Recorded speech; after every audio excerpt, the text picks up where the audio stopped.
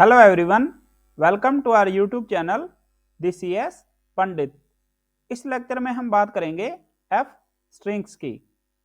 अब तक हमने स्ट्रिंग फॉर्मेटिंग के दो मेथड डिस्कस किए हैं। पहला है मॉडुलस ऑपरेटर और दूसरा है स्ट्रिंग क्लास का फॉर्मेट मेथड। अब हम डिस्कस करेंगे एफ स्ट्रिंग्स। एफ स्ट्रिंग्स को फॉर्मेटेड स्ट्रिंग लिटरल्स भी बोला जाता है। एफ स्ट्रिंग्स ऐड हुई थी पाइथन के वर्जन 3.6 में। एफ स्ट्रिंग्स बनाने के लिए हम क्या करते हैं, लेटर एफ का यूज करते हैं। इसको हम देखते हैं प्रैक्टिकली। जैसे हम एक वेरिएबल ले लेते हैं नेम, इसमें हमने ले लिया प्रमोद। एक वेरिएबल हम ले लेते हैं एज, यहां पे हमने ले लिया 30। अब हम लिखते हैं एफ, इसके बाद हम लिखेंगे कोट्स, यहां पे हम लिखेंगे आई एम, यहां पे हमने ले लिया name and my age is, यहां पे हमने ले लिया एज। हमें आउटपुट मिल गई I am Pramod and my age is 30। इसमें क्या होता है, जो एक्सप्रेशन होते हैं हम एक्सप्रेशन के अंदर डायरेक्टली वेरिएबल का नेम यूज कर लेते हैं। यहां पे हमने वेरिएबल लिया नेम, यहां पे हमने वेरिएबल का नेम ले लिया एज।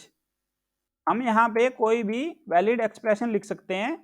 जैसे अगर हम इसको कॉपी करते हैं, हम यहाँ पे लिख देते हैं नेम डॉट अपर और यहाँ पे लिख देते हैं एज प्लस 30।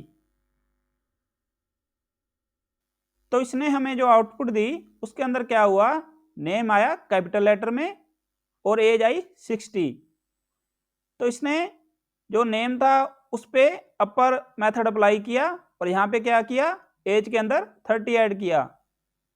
तो यहाँ पे क्या होता है, जो ये एक्सप्रेशन है ये रन टाइम पे इवेल्युएट होते हैं और एक्सप्रेशन की वैल्यू वहाँ पे प्लेस हो जाती है। इसमें हम कोई भी वैलिड पाइथन का एक्सप्रेशन कर्ली ब्रेसिस के अंदर दे सकते हैं। जैसे ये एक और एग्जांपल है, इसमें हमने दो वेरिएबल लिए हुए हैं a = 5 b = 10। यहाँ पे हम ले रहे हैं a + b is a + b। तो इसका रिजल्ट क्या आएगा, a की जगह आ गया 5, b की जगह आ गया 10 और a + b की जगह आ गया 15। a × b क्या आ गया, 50 आ गया। तो हमें आउटपुट यहाँ पे मिल रही है 5 + 10 is 15, 5 × 10 is 50। Calling functions. F strings के अंदर हम फंक्शंस को भी कॉल कर सकते हैं। इसको हम देखते हैं प्रैक्टिकली। हम लेते हैं न्यू फाइल, इसको हम सेव कर लेते हैं डी ड्राइव पाइथन प्रोग्राम्स के अंदर। हम यहाँ पे नेम ले लेते हैं एफ स्ट्रिंग्स। अब हम एक छोटा सा फंक्शन बना लेते हैं डेफ हेलो। इसके अंदर हम पास कर देते हैं नेम, यहाँ पे आएगा कोलन, यहाँ पे हम लिख देते हैं return F hello comma curly braces में नेम। ये हमारी होगी फंक्शन की डेफिनेशन। अब हम करेंगे फंक्शन को कॉल। हम पहले लिखते हैं प्रिंट, प्रिंट के अंदर हम लेते हैं एफ स्ट्रिंग और यहाँ पे एक्सप्रेशन लिखने के लिए हम लगाते हैं कर्ली ब्रेसिस और कर्ली ब्रेसिस के अंदर हम क्या करेंगे, हेलो फंक्शन को कॉल करेंगे। यहाँ पे हम इसको पास कर देते हैं प्रमोद। अब हम इस फाइल को रन करके देखते हैं। तो इसने हमें आउटपुट दे दी हेलो कोमा प्रमोद। यहाँ पे एफ स्ट्रिंग के अंदर हम क्या कर रहे हैं, फंक्शन को कॉल कर रहे हैं। तो एफ स्ट्रिंग के अंदर हम फंक्शन कॉलिंग भी कर सकते हैं। The equal to character to add variable name in the output. इसका क्या मतलब है, इसको हम देखते हैं प्रैक्टिकली। सपोज हमारे पास एक वेरिएबल है x, इसकी वैल्यू है 10। अगर हम x को प्रिंट करते हैं, मान लो हमने लिखा f कर्ली ब्रेसिस के अंदर x, तो इसने हमें आउटपुट दी 10। अब हम ये चाहते हैं भी ये सिर्फ वैल्यू ना प्रिंट करे, वेरिएबल का नेम भी साथ में प्रिंट करे। तो उसके लिए हम क्या कर सकते हैं, इक्वल टू सिंबल का यूज कर सकते हैं। हम इसको कॉपी कर लेते हैं। यहाँ पे अगर हम इक्वल टू लिख देंगे तो ये हमें क्या आउटपुट देगा, ये देगा x इक्वल टू 10। इसने वेरिएबल भी प्रिंट किया और वेरिएबल की वैल्यू भी प्रिंट की। अगर हम इक्वल टू का यूज नहीं करेंगे तो हमें कैसे लिखना पड़ेगा, हमें इस तरह से लिखना पड़ेगा x इक्वल टू फिर कर्ली ब्रेसिस के अंदर x, तो x आ जाएगा 10 और ये वाला x equal to as it is print हो जाएगा। तो ये क्या हो गया, एक शॉर्टकट वे हो गया इस चीज को करने का। Inline if else, F strings के अंदर हम इनलाइन इफ एल्स का भी यूज कर सकते हैं। इसको हम देखते हैं प्रैक्टिकली। सपोज हम एक वेरिएबल ले लेते हैं मूड इक्वल टू हैप्पी। अब हम लिखेंगे एफ, कोट्स के अंदर क्या आएगी, स्ट्रिंग आई विल। अब हम लिखेंगे कर्ली ब्रेसिस, कर्ली ब्रेसिस के अंदर क्या आता है, एक्सप्रेशन आता है। यहां पे हम क्या करेंगे, इफ एल्स का यूज करेंगे। सबसे पहले हम लिखते हैं डांस। हम क्या प्रिंट करना चाहते हैं, आई विल डांस। पर यहां पे क्या कंडीशन है, डांस तभी आए जब मूड क्या हो, happy. If mood equal to happy else read. तो इसने हमें आउटपुट दी आई विल डांस। अगर हम इसको चेंज कर देंगे तो ये कैसे काम करेगा, मान लो हम इसको लिख देते हैं सैड। अब मूड क्या है, सैड। इसको हम एज इट इज कॉपी कर लेते हैं। अब इसने क्या आउटपुट दी, आई विल रीड। तो ये क्या कर रहा है, यहाँ पे डांस प्रिंट कर रहा है, यहाँ पे रीड प्रिंट कर रहा है। किस बेस पे कर रहा है, मूड की वैल्यू के बेस पे कर रहा है। अगर मूड हैप्पी है तो डांस, अगर मूड हैप्पी नहीं है तो रीड। यहाँ पे मूड की वैल्यू कुछ भी हो हैप्पी के अलावा, तो ये क्या प्रिंट करेगा, रीड प्रिंट करेगा।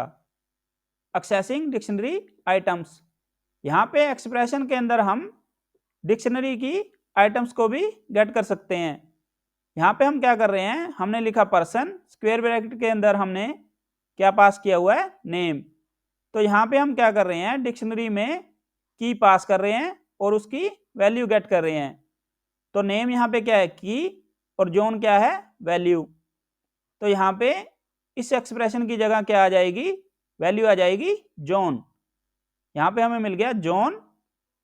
फिर हमने क्या पास किया हुआ है, पर्सन, स्क्वायर ब्रैकेट के अंदर एज। एज क्या है, की, 30 क्या है, वैल्यू। तो हमें यहाँ पे वैल्यू मिल गई 30। तो इस तरह से हम डिक्शनरी को भी एक्सप्रेशन के अंदर यूज कर सकते हैं, डिक्शनरी की आइटम्स गेट कर सकते हैं। Multi line F strings, F strings क्या हैं, ये मल्टीपल लाइन में भी हो सकती हैं। जैसे यहाँ पे हमने एक वेरिएबल लिया हुआ है name, zone, profession, engineer, affiliation, ABC Corp. तो ये क्या हो गया, काइंड ऑफ कंपनी का नेम हो गया। फिर हमने लिखा हुआ है मैसेज इक्वल टू, यहाँ पे हमने ली हुई है पैरेंथेसिस, एक यहाँ पे एक यहाँ पे, ये ओपनिंग पैरेंथेसिस और ये क्लोजिंग पैरेंथेसिस। यहाँ पे हमने एक एफ स्ट्रिंग ली हुई है ये, और दूसरी एफ स्ट्रिंग ली हुई है ये। बाद में हम क्या कर रहे हैं, प्रिंट मैसेज कर रहे हैं। तो जब हम प्रिंट मैसेज कर रहे हैं तो हमें आउटपुट क्या मिल रही है, एक ही लाइन के अंदर मिल रही है। तो इस फीचर का यूज क्या होता है, मान लो हमारे पास बहुत सारा डाटा है और हमने उसको आउटपुट में दिखाना है और उसमें हमने वेरिएबल वगैरह भी यूज करने हैं। अगर हम उसको एक ही लाइन में लिख देंगे तो वो मैनेज करना डिफिकल्ट हो जाता है और वो क्या रहता है, रीडेबल नहीं रहता। तो इससे क्या होता है, हमारा जो सोर्स कोड है वो रीडेबल रहता है और हमें आउटपुट भी जैसे हमें डिजायर्ड होती है वैसे मिल जाती है। अलाइनमेंट, इसको हम देखते हैं प्रैक्टिकली। सपोज हमारे पास एक वेरिएबल है मैसेज, इसमें हमने लिखा हुआ है टेस्ट।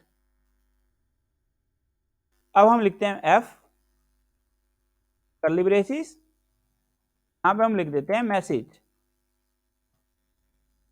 तो हमें हमारी आउटपुट मिल गई टेस्ट।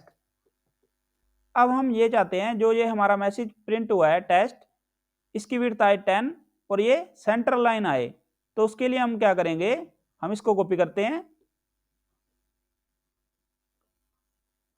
यहाँ पे हम लिखेंगे कोलन और यहाँ पे हम ये सिंबल लगाएंगे और यहाँ पे हम लिख देंगे 10।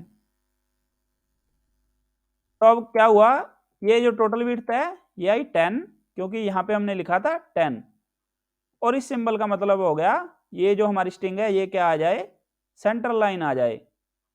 तो इस तरह से हम क्या कर सकते हैं, अपनी स्ट्रिंग की अलाइनमेंट सेट कर सकते हैं और विड्थ सेट कर सकते हैं। हमने अभी जो एग्जांपल देखा वो था ये सेंट्रल लाइन का। सिमिलरली इस तरह से हम राइट अलाइन कर सकते हैं, इस तरह से हम लेफ्ट अलाइन कर सकते हैं। ये एग्जांपल था स्ट्रिंग का। सिमिलरली अगर हमने नंबर को देखना हो तो नंबर के लिए भी ये है लेफ्ट लाइन, ये है राइट लाइन और ये सेंट्रल लाइन। अगर हम यहाँ पे कोई सिंबल का यूज नहीं करते तो number by default right align आता है, पर अगर स्ट्रिंग के अंदर हम ये यूज नहीं करेंगे कोई सिंबल तो हमें क्या मिलेगा, वैल्यू एरर मिलेगा। जैसे हम यहाँ पे इसको कॉपी कर लेते हैं, अगर हम ये सिंबल हटा देते हैं तो हमें वैल्यू एरर मिलता है। अगर हम नंबर के साथ ऐसे करेंगे, अगर हम यहाँ पे लिखते हैं n इक्वल टू 10, यहाँ पे हम मैसेज की जगह n कर देते हैं, तो नंबर के केस में ये एरर नहीं देता है। स्ट्रिंग के केस में यहाँ पे अगर हम सिंबल नहीं लेंगे तो ये वैल्यू एरर देगा। एडिंग, इसको हम देखते हैं प्रैक्टिकली। यहाँ पे जब हमने इसको विड्थ दी और लेफ्ट अलाइन किया तो राइट हैंड साइड पे क्या आए, स्पेस आ गई। हम क्या चाहते हैं, ये स्पेस ना आए, इसकी जगह कोई और कैरेक्टर आए। तो उसके लिए हम क्या करेंगे, हम इसको कॉपी कर लेते हैं, यहाँ पे हम लिख देते हैं डॉट। तो अब क्या हुआ, यहाँ पे जो स्पेस आ रहा था उसकी जगह क्या आ गए, डॉट्स आ गए। हम यहाँ पे कोई और कैरेक्टर भी ले सकते हैं, जैसे यहाँ पे हम लिख देते हैं 0। तो अब क्या हुआ, स्पेस की जगह 0 आ गए। नॉर्मली हम 0 का यूज करते हैं नंबर के साथ। यहाँ पे हमने एक नंबर ले लिया 5, ये क्या है इंटीजर, और यहाँ पे हमने कैरेक्टर ले लिया 0 और विड्थ क्या है 10। तो यहाँ पे क्या है 9 0 आ जाएंगी और 10वां 5 आ जाएगा। तो इस तरह से काम करती है पैडिंग। साइन, इसको हम देखते हैं प्रैक्टिकली। जब हम ऐसे लिखते हैं f कर्ली ब्रेसिस और यहाँ पे हम लिख देते हैं 10, तो ये हमें देता है 10। अब हम लिखते हैं -10, तो ये हमें देता है -10। हम चाहते हैं दोनों केस में सिंबल आए, तो उस केस में हम क्या करेंगे, प्लस का साइन यूज करेंगे। हम इसको कॉपी कर लेते हैं, यहाँ पे हम लिखेंगे कोलन और प्लस, तो इसने हमें आउटपुट में प्लस प्रिंट कर दिया। अगर हम इसको नेगेटिव नंबर सप्लाई करेंगे -10, तो भी ये हमें आउटपुट में क्या दे रहा है, -10 दे रहा है। तो पॉजिटिव साइन का मतलब क्या हो गया, चाहे नंबर पॉजिटिव है चाहे नेगेटिव है, दोनों केस में यहाँ पे सिंबल आएगा। और नेगेटिव साइन क्या होता है, ये बाय डिफॉल्ट ही जो आउटपुट हमें मिलती है वैसे ही मिलेगी। जैसे यहाँ पे क्या है 10 है, यहाँ पे हमने नेगेटिव साइन का यूज किया तो इसने 10 ही दिया, तो हम यहाँ पे साइन यूज नहीं करते तब भी हमें क्या आउटपुट मिलती, 10 ही मिलती। 10 के केस में हमें 10 ही आउटपुट मिल रही है ना, तो अगर हम यहाँ पे नेगेटिव का साइन यूज कर लेंगे तब भी ये 10 ही देगा। और नेगेटिव के केस में हम यहाँ पे कोई साइन यूज नहीं कर रहे एक्सप्रेशन के अंदर, तब भी ये -10 दे रहा है। और अगर हम यहाँ पे नेगेटिव का सिंबल ले लेंगे तब भी ये -10 ही देगा, इस पे कोई इफेक्ट नहीं आएगा आउटपुट पे। फिर बात आती है स्पेस की। अगर हम स्पेस का यूज करें कोलन के बाद तो क्या होगा, पॉजिटिव के केस में यहाँ पे स्पेस आ जाएगा और नेगेटिव के केस में क्या होगा, स्पेस की जगह नेगेटिव का सिंबल आ जाएगा। इक्वल ऑप्शन, जब हम इक्वल ऑप्शन का यूज करते हैं ना विड्थ के साथ, यहाँ पे हमने विड्थ ली 10 और यहाँ पे हमने लिख दिया इक्वल टू, तो इस केस में सिंबल क्या होता है, लेफ्ट मोस्ट पोजीशन पे आता है। यहाँ पे नंबर आया इस साइड और सिंबल आया लेफ्ट मोस्ट साइड और बीच में आएंगे स्पेस। तो जब हमें सिंबल लेफ्ट मोस्ट साइड पे चाहिए तो हम क्या कर सकते हैं, इक्वल टू सिंबल का यूज कर सकते हैं। यहाँ पे -1 2 3 था तो माइनस का सिंबल बाय डिफॉल्ट आ गया। यहाँ पे पॉजिटिव का नंबर था, हमें पॉजिटिव का सिंबल चाहिए तो हमें यहाँ पे प्लस का सिंबल यूज करना पड़ेगा क्योंकि हमें पॉजिटिव के केस में भी सिंबल चाहिए। सेपरेटर ऑन नंबर्स, जब हम ये चाहते हैं जो हमारा नंबर है ये क्या आए, कोमा सेपरेटेड आए, तो उस केस में हम क्या कर सकते हैं, कोलन के बाद कोमा सप्लाई कर सकते हैं तो हमारी आउटपुट क्या आएगी, कोमा सेपरेटेड आएगी। इसको हम देखते हैं प्रैक्टिकली। हम एक नंबर ले लेते हैं n इक्वल टू 1 2 3 4 5 6 7 8 9। अब हम n को प्रिंट करते हैं।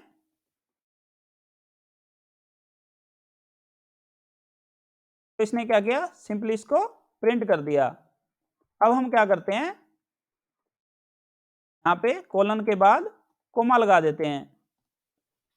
तो इसने क्या किया, आउटपुट को कोमा सेपरेटेड प्रिंट कर दिया।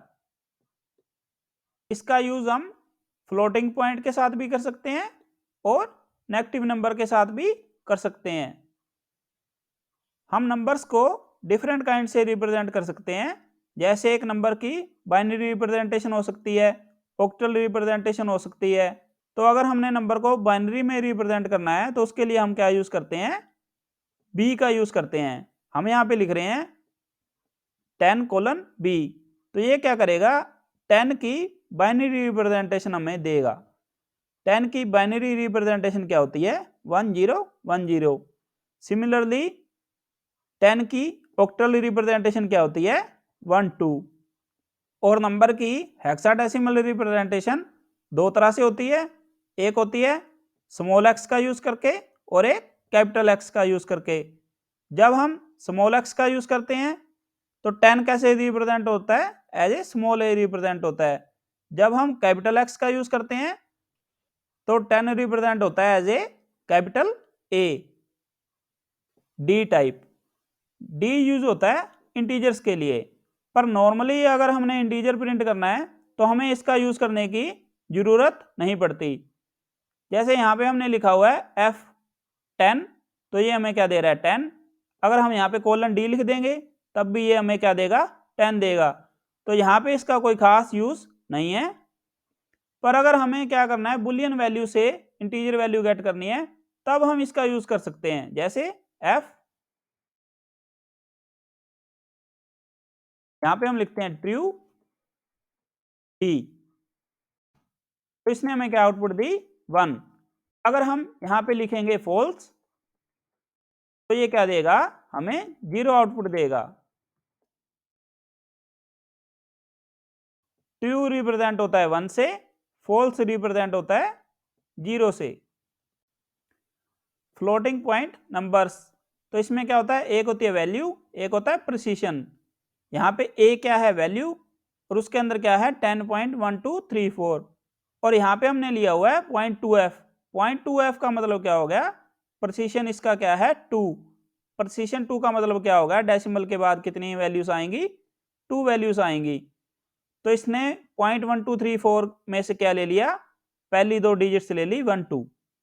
हम प्रिसीशन से पहले विड्थ भी दे सकते हैं, जैसे यहाँ पे हमने लिया हुआ है 10.2f, तो 0.2f तो हो गया प्रिसीशन और 10 क्या होगी, विड्थ हो गई। यहाँ पे टोटल विड्थ क्या आ जाएगी, 10 आ जाएगी। यहाँ पे 5 स्पेस आ जाएंगे और 5 में ये वैल्यू आ जाएगी। एक स्पेस कौन ले लेगा, डॉट ले लेगा, और बाकी 4 क्या हैं, डिजिट हैं। एक्सपोनेंशियल, जब हमने नंबर्स को साइंटिफिक नोटेशन में दिखाना होता है तो हम क्या करते हैं, ई का यूज करते हैं। E means exponential.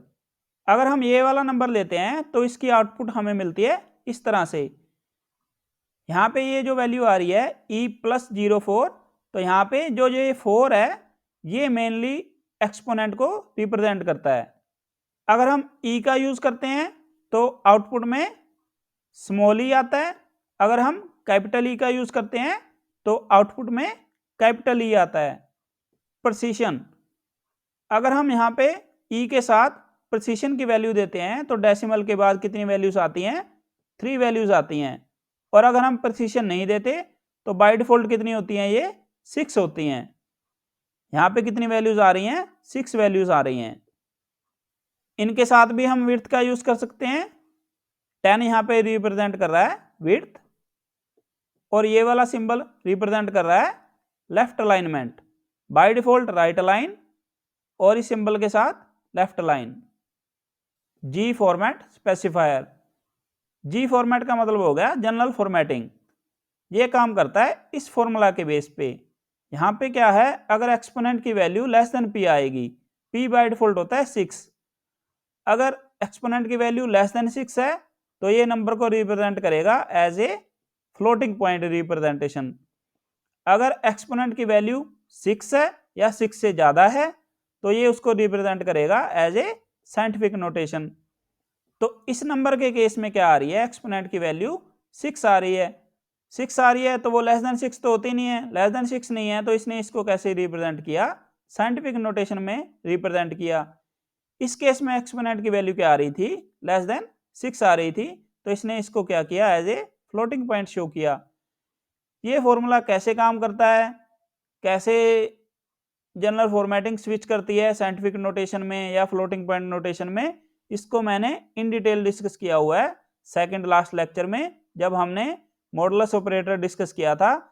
भी हम मॉडुलस ऑपरेटर का यूज कैसे करते हैं स्ट्रिंग फॉर्मेटिंग के लिए, और उसमें हमने जी फॉर्मेट स्पेसिफायर को इन डिटेल डिस्कस किया हुआ है। जैसे यहाँ पे हम क्या कर रहे हैं, एफ स्ट्रिंग के अंदर जी फॉर्मेट स्पेसिफायर का यूज कर रहे हैं, तो ये हमें क्या आउटपुट दे रहा है, ये वाली आउटपुट दे रहा है। सिमिलरली अगर हम मॉडुलस ऑपरेटर के साथ जी फॉर्मेट स्पेसिफायर का यूज करेंगे, सेम वैल्यू सप्लाई करेंगे, तो हमें ये वाली आउटपुट मिलेगी।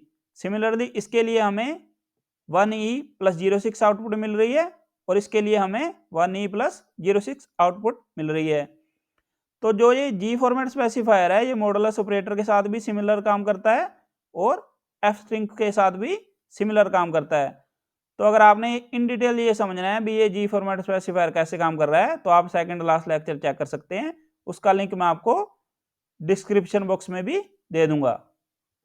और जी फॉर्मेट स्पेसिफायर में क्या होता है, ये ट्रेलिंग जीरोस को रिमूव कर देता है। जैसे यहाँ पे हमने लिया हुआ है 0.0, आउटपुट में हमें 0.0 नहीं मिला, और इस नंबर में हमने इतनी जीरो ली हुई हैं और आउटपुट में हमें एक भी जीरो नहीं मिली। तो ये क्या करता है, जीरोस को रिमूव कर देता है आउटपुट के अंदर। ये चीजें भी हमने सेकंड लास्ट लेक्चर में इन डिटेल डिस्कस की हुई हैं।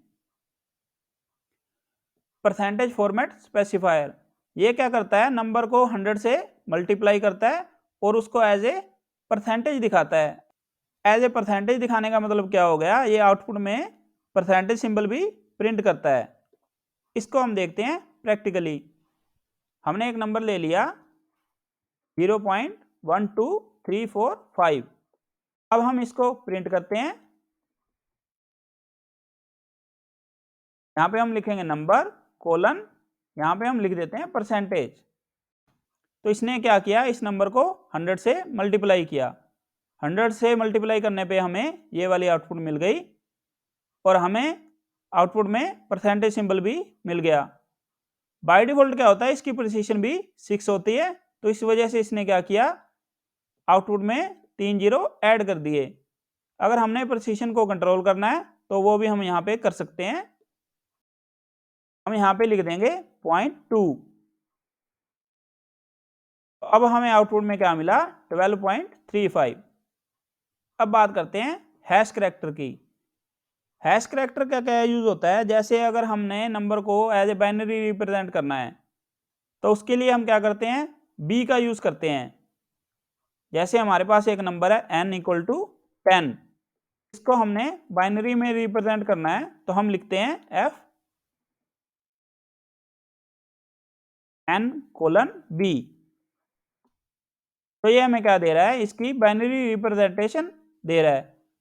अगर हम इसके साथ हैश का यूज करेंगे,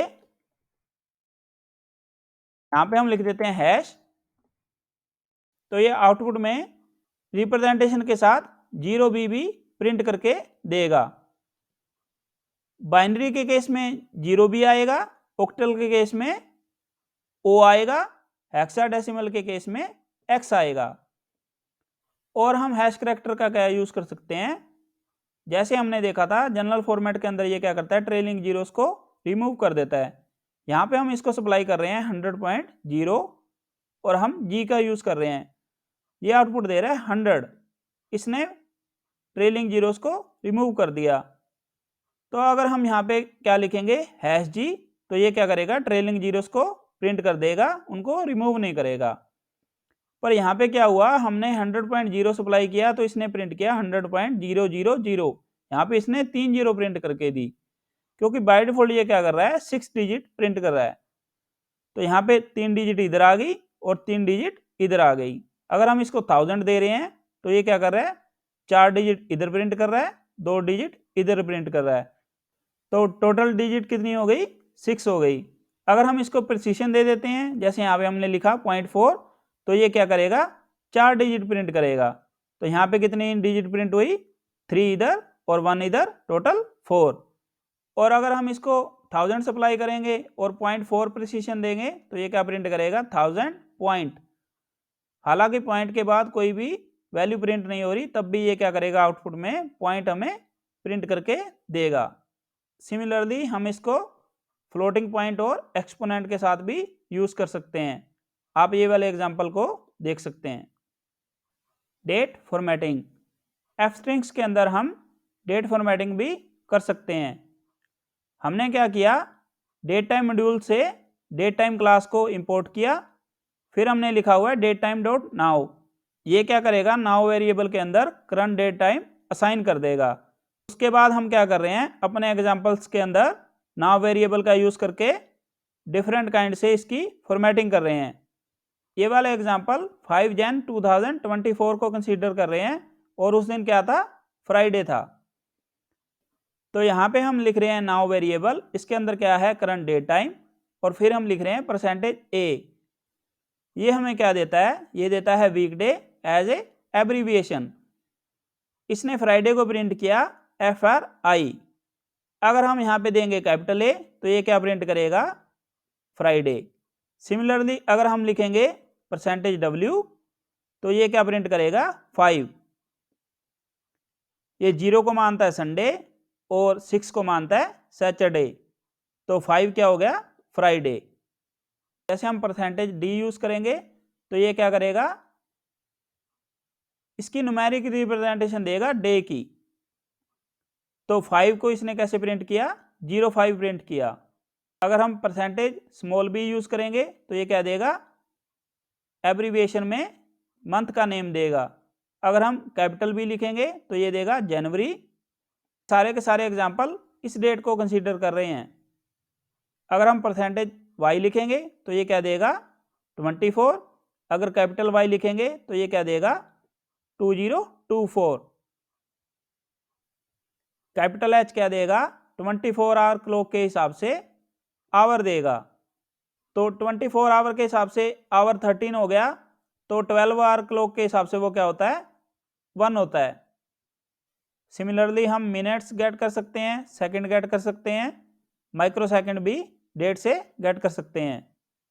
ये इसके बाकी और एग्जांपल्स हैं, आप इनको भी रन करके देख सकते हैं। अगर हमें आउटपुट में डबल कोट्स चाहिए, जैसे यहाँ पे ये आ रहे हैं, तो हम क्या करेंगे, स्ट्रिंग बनाने के लिए सिंगल कोट का यूज कर लेंगे और स्ट्रिंग के अंदर डबल कोट्स का यूज कर लेंगे। अगर हमें आउटपुट में सिंगल कोट्स चाहिए तो हम क्या करेंगे, एफ स्ट्रिंग बनाने के लिए डबल कोट का यूज कर लेंगे और स्ट्रिंग के अंदर सिंगल कोट्स का यूज कर लेंगे।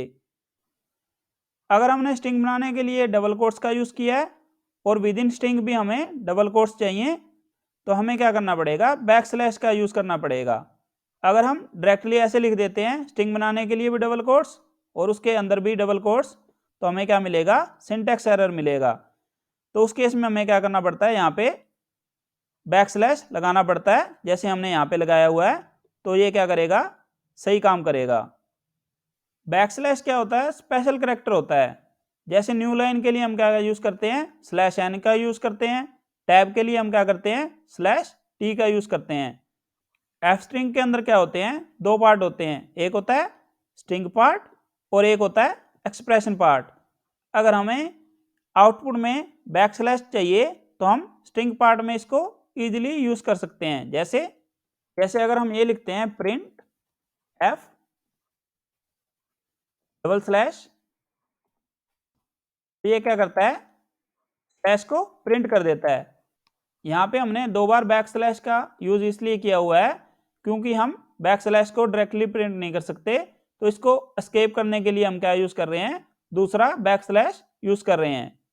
जैसे यहाँ पे हम डबल कोट्स को एस्केप करने के लिए बैक स्लैश का यूज कर रहे थे, सिमिलरली यहाँ पे हम बैक स्लैश को एस्केप करने के लिए भी बैक स्लैश का यूज कर रहे हैं। तो ये बात होगी स्ट्रिंग पार्ट की। यहाँ पे हम क्या कर रहे हैं, स्ट्रिंग पार्ट का यूज कर रहे हैं, तो यहाँ पे हम बैक स्लैश इजिली प्रिंट कर पा रहे हैं। पर अगर हम यहाँ पे ये लिखेंगे प्रिंट एफ, तो यहाँ पे हम ले लेते हैं एक्सप्रेशन, इसके अंदर हम डायरेक्टली बैक स्लैश को प्रिंट नहीं कर सकते। ये क्या देता है हमें, सिंटैक्स एरर देता है। अगर हमने यहाँ पे बैक स्लैश का यूज करना है तो हम क्या कर सकते हैं, हम इसको पहले एक वेरिएबल में असाइन कर देंगे और उसके बाद एक्सप्रेशन में इसको यूज करेंगे। जैसे बी में हमने ये डाल दिया बैक स्लैश, और अब हम ऐसे लिखेंगे प्रिंट एफ, और यहां पे हम लिख देते हैं बी। इस तरीके से हम एक्सप्रेशन के अंदर भी बैक स्लैश यूज कर सकते हैं, डायरेक्टली हम इसको यूज नहीं कर सकते। या हम क्या कर सकते हैं, एक्सप्रेशन के अंदर ये वाला फंक्शन यूज कर सकते हैं CHR। इसके अंदर हमने सप्लाई किया 92 क्या होती है, स्काई वैल्यू होती है बैक स्लैश करेक्टर की। तो ये क्या करेगा, स्काई वैल्यू से करेक्टर गेट करके उसको प्रिंट करेगा।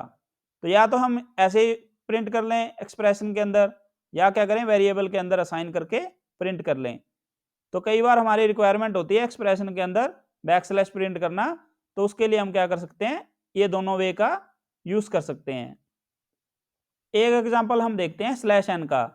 यहाँ पे हमने लिखा हुआ है प्रमोद स्लैश एन कुमार, तो ये हमें कैसे आउटपुट दे रहा है, ये दे रहा है प्रमोद और नेक्स्ट लाइन में कुमार, क्योंकि स्लैश एन का मतलब होता है न्यू लाइन। इसने प्रमोद प्रिंट किया, फिर स्लैश एन ने क्या किया, न्यू लाइन में आउटपुट को ले गया, और फिर इसने क्या किया, कुमार को प्रिंट कर दिया। तो ये तो क्या था, स्ट्रिंग पार्ट था, इसमें कोई एक्सप्रेशन नहीं है, यहाँ पे कोई कर्ली ब्रेसेस नहीं है ना, मतलब यहाँ पे कोई एक्सप्रेशन नहीं है। अगर हम इसको दूसरे वे से देखें, जैसे यहाँ पे हमने क्या किया, एफ नेम में प्रमोद डलवा लिया, एल नेम में कुमार डलवा लिया। यहाँ पे हम एक्सप्रेशन यूज कर रहे हैं एफ नेम और एल नेम, तो यहाँ पे एक्सप्रेशन के अंदर हम डायरेक्टली स्लैश एन लिख देंगे तो ये काम नहीं करेगा, ये क्या देगा, सिंटैक्स एरर देगा। अगर हम यहाँ पे डबल स्लैश एन कर देंगे तब भी ये सिंटैक्स एरर देगा। तो इसका सोल्यूशन क्या होगा, हम क्या करेंगे, स्लैश एन को एक वेरिएबल के अंदर असाइन कर देंगे, तो हम यहाँ पे क्या कर सकते हैं, इसको इजीली एक्सप्रेशन के अंदर यूज कर सकते हैं। तो अब हमें हमारी आउटपुट मिल जाएगी प्रमोद, फिर ये न्यू लाइन करेक्टर क्या करेगा, नेक्स्ट लाइन में ले जाएगा आउटपुट को, और फिर एल नेम क्या करेगा, कुमार को प्रिंट कर देगा। स्ट्रिंग पार्ट के अंदर तो हम डायरेक्टली यूज कर सकते हैं, जैसे यहाँ पे हमने स्लैश एन लिख दिया, पर एक्सप्रेशन के अंदर हमें क्या करना पड़ता है, उसको वेरिएबल में असाइन करके गेट करना पड़ता है। नेस्टेड फील्ड्स, इसको हम देखते हैं प्रैक्टिकली। हमारे पास एक नंबर है ये वाला, इसके अंदर डेसिमल के बाद कितनी डिजिट हैं, 5 डिजिट हैं। हमने हमारी आउटपुट में 3 डिजिट तक वैल्यू गेट करने के लिए यहाँ पे प्रिसीजन क्या दे दिया, 3 दे दिया। तो यहाँ पे हमने यूज किया कर्ली ब्रेसिस, तो इसका मतलब ये क्या हो गया, एक्सप्रेशन हो गया। अब हम क्या कर सकते हैं, एक्सप्रेशन के अंदर एक और एक्सप्रेशन का भी यूज कर सकते हैं। जैसे यहाँ पे हमने ये प्रिसीजन दिया हुआ है 3, ये हमने दे दिया फिक्स। हम ये चाहते हैं ये भी हमारा कैसे आए, वाया वेरिएबल आए। जैसे यहाँ पे नंबर एक वेरिएबल है, ये 3 भी एक वेरिएबल हो, तो उसके लिए हम क्या करेंगे, एक्सप्रेशन के अंदर एक्सप्रेशन लिखेंगे। जैसे हम एक प्रिसीजन सेट कर लेते हैं 3, अब हम इसको कॉपी करेंगे, यहां पे हम 3 की जगह क्या करेंगे, p का यूज करेंगे। तो इसने हमें यही वाली आउटपुट दे दी सेम। यहाँ पे हमने 3 फिक्स लिखने की जगह क्या किया, p वेरिएबल का यूज किया। तो इस तरह से हम एक एक्सप्रेशन के अंदर दूसरा एक्सप्रेशन यूज कर सकते हैं। इसको क्या बोलते हैं, नेस्टिंग बोलते हैं। तो हमने एग्जांपल देखा नेस्टिंग का, एस्केपिंग ब्रेसिस। हमें आउटपुट में चाहिए ये, तो इसके लिए हम अगर सिंपली लिखते हैं, जैसे हम ये लिखें, हम ये चाहते हैं ये प्रिंट हो जाए, हमने ये लिख दिया सिंपल, पर ये क्या करेगा, ये 10 प्रिंट करेगा। तो इसने क्या किया, इसने इसको कंसीडर किया एक्सप्रेशन, और एक्सप्रेशन के अंदर इसने क्या किया, इसको इवेल्युएट किया। तो 10 को अगर इवेल्युएट करेंगे तो क्या आएगा 10, और इसने हमें आउटपुट दे दी 10। पर हमारी क्या रिक्वायरमेंट थी, हमें तो ये प्रिंट करना था विद ब्रेसिस। तो उसके लिए हम क्या करेंगे, डबल ब्रेसिस का यूज करेंगे। अगर हम ऐसे लिखेंगे 10 डबल ब्रेसिस क्लोज, तो ये हमें आउटपुट देगा विद ब्रेसिस। अगर हम परफॉर्मेंस की बात करें तो एफ स्ट्रिंग्स है, ये फास्टर है मॉडुलस ऑपरेटर से और स्ट्रिंग क्लास के फॉर्मेट मेथड से। तो अब तक हमने स्ट्रिंग फॉर्मेटिंग के 3 मेथड डिस्कस कर लिए। सेकंड लास्ट लेक्चर में हमने डिस्कस किया था मॉडुलस ऑपरेटर। लास्ट लेक्चर में हमने डिस्कस किया स्ट्रिंग क्लास का फॉर्मेट मेथड, और इस लेक्चर में हमने डिस्कस किया एफ स्ट्रिंग्स। और जो एफ स्ट्रिंग है इन दोनों मेथड से फास्टर है। नेक्स्ट लेक्चर में हम डिस्कस करेंगे स्ट्रिंग टेम्पलेट क्लास। इस वीडियो में जो भी कंटेंट कवर हुआ, अगर आपको उसकी पीडीएफ चाहिए तो आप एक टेलीग्राम चैनल ज्वाइन कर सकते हैं। इसका लिंक मैं आपको डिस्क्रिप्शन बॉक्स में दे दूंगा। और अगर आपको ये वीडियो अच्छा लगा तो आप इस चैनल को सब्सक्राइब कर सकते हैं। तो मिलते हैं नेक्स्ट लेक्चर में। Thank you.